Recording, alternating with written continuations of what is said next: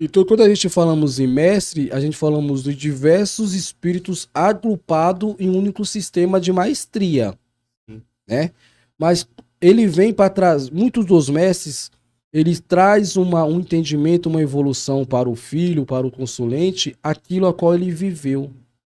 Se você pega aqueles mestres ali que eram boêmios, sabe? Da noite, e fizeram muito uso de bebida alcoólica, muitas vezes de entorpecente, fizeram uso daquilo quando encarnado, ele vem naquele auxílio daquela energia para a pessoa, o Para sair evitar dali. para sair daquela energia, daquilo que está fazendo mal. Se você pega aqueles mestres que são sertanejo, do energia mais bruta, ignorante, ele vem trazendo para o médio ou trazendo para aquele consulente uma palavra de vamos, a vida não é fácil, a vida é difícil, a vida só é mole para quem é mole, eu posso e também pode, às vezes eu não tinha o que comer, mas eu corri atrás. Vem trazendo esse entendimento para que as pessoas entendam. Então, conforme a vivência daquele espírito quando vivo, é o ponto de atuação forte dele.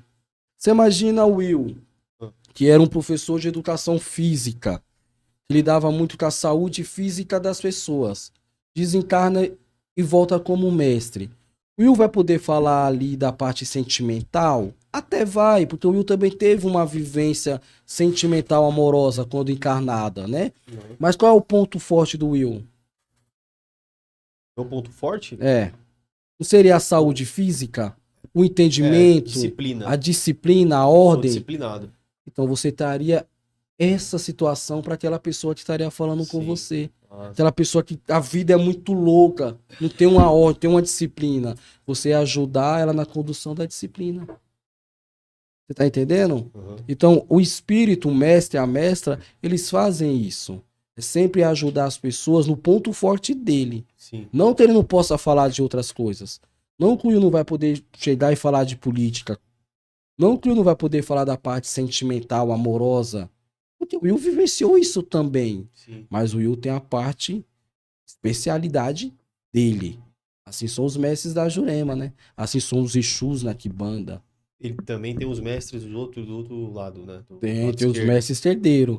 Esses mestres herdeiros, eles foram espíritos, quando encarnado, eles praticavam magias. Uns vão falar magia negra, outros vão falar alta magia, outra baixa magia, outros vão falar feiticeiros.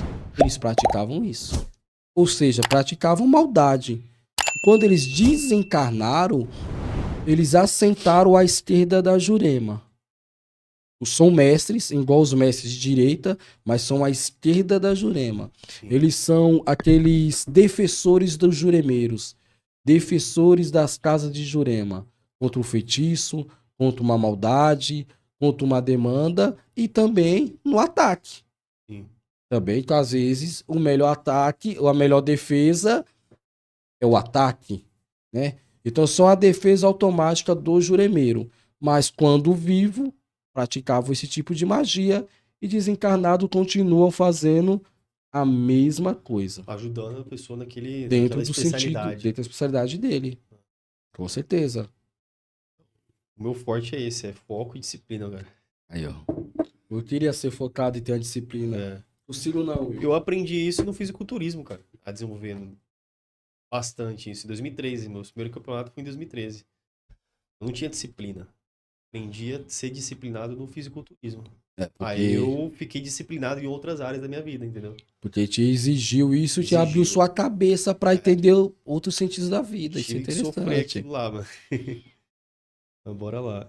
Existe algum tipo de oráculo ou sistema de adivinhação dentro da Jurema Sagrada?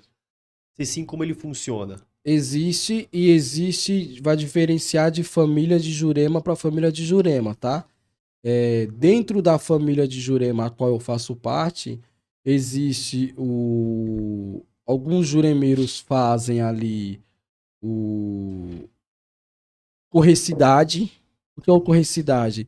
Dentro da princesa mestra, aquele juremeiro qual foi tombado na Jurema, existe os copos, existe umas taças, a qual ele vai pegar um copo, uma taça daquela ali, junto com a pessoa, o filho, o cliente, o que seja, ele vai trazer a espiritualidade da pessoa. Quem são os mestres, quem são as mestras, os dons mediúnicos, castas sagradas para a pessoa, qual a melhor forma da pessoa trabalhar a mediunidade dela, se ela tem uma pessoa que tem o dom mediúnico da clarividência, ou se é do sonho, ou se é da audição, ele vai trazer a espiritualidade daquela pessoa. Tem pessoa que tem uma certa facilidade pra tal coisa. Para tal coisa. Tipo, eu, por um exemplo, tá? Clarividente, ou eu sim Isso. sensitivo. Aí você imagina que eu tô correndo cidade aqui para você. Você não sabia disso.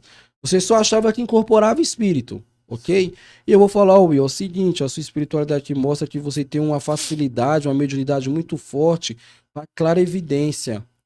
Foca nisso. Vou te passar casca, ervas e banhos que vai proporcionar e fortalecer esse mediunidade que você tem para fortalecer cada vez mais. Não que você não tenha as outras, mas essa aqui é o seu ponto forte. Você entendeu? Sim. E existe família de juremas que fazem o uso do jogo de bozó. No Nordeste falamos bozó, aqui no Sudeste vocês falam dados, né? Dados. O dado. E lá faz um jogo do bozó, que mistura bozó, algumas moedas, alguns búzios e faz a mesma coisa que eu te falei do outro jogo. Uhum. Traz a receita, o DNA da sua espiritualidade para você sair dali sabendo quem é você, o que você tem, o que você carrega e como cuidar. Sim. Porém, existe conflitos aí. Quais? Alguns juremeiros falam que na Jurema não se joga um búzio. Outro juremeiro fala que se joga. Uns falam que não existe. Outros falam que existe, mas de uma forma diferente. Isso tem um problema muito grande na Jurema. Porque aquelas pessoas que atacam esses juremeiros que falam que não jogam búzio, é porque só vê o elemento búzio naquele jogo ali. E fala que o búzio ele é africano. Mas o búzio ele só é um comprimento do oráculo daquela pessoa. Não é o jogo de búzio, ali é só um comprimento. Porque ali vai ter o búzio, vai ter o bozó, vai ter uma moeda, vai ter alguma coisa que vai complementar o jogo daquela pessoa. Agora, se aquele juremeiro falar que ele tá jogando o búzio dentro da Jurema, aí ele tá mentindo. Mentindo, né? Mas, mesmo assim, isso gera muito conflito. De pessoas, briga de cachorro grande, viu? Calcanhar grosso. Contradições aí, né? Sim. Calcanhares grosso. Bom, vamos lá. Aqui. Pô, essa pergunta eu que fiz pra você, tá? Eu pensei nisso aqui antes de a gente começar o podcast aqui. Houve algum momento na sua trajetória espiritual em que você mudou de opinião e perspectiva sobre aspectos da espiritualidade? Você mudou de opinião em algum momento? Você achava que era uma coisa e hoje não é mais? Na espiritualidade, não, Will. Eu sempre vivi a minha vida toda dentro de terreiro. Eu faço parte... Alguma crença também, pode ser alguma crença que você achava que era também, hoje não faz mais sentido pra você? Não, porque assim, como eu cresci dentro de terreiro, eu cresci desde os meus 7 anos de idade, minha primeira incorporação foi com 7 anos, mas eu já frequentava terreiro com a minha mãe e meu pai. Sim. Só que você cresceu lá dentro? Cresci lá dentro, só que lá atrás a gente não tinha o conhecimento que tem hoje. Conhecimento que tem hoje. Lá era tipo, pau é pau, pedra é pedra, água é água. Hoje a gente consegue saber os elementos da água, do pau e da pedra. Lá atrás não tinha. Então, com o passar do tempo, eu tive a ânsia pelo conhecimento. Eu fui buscar o conhecimento. Eu fui entender o porquê de cada coisa. Até a Torá você estudou, né, também? Eu estudei teologia de religião.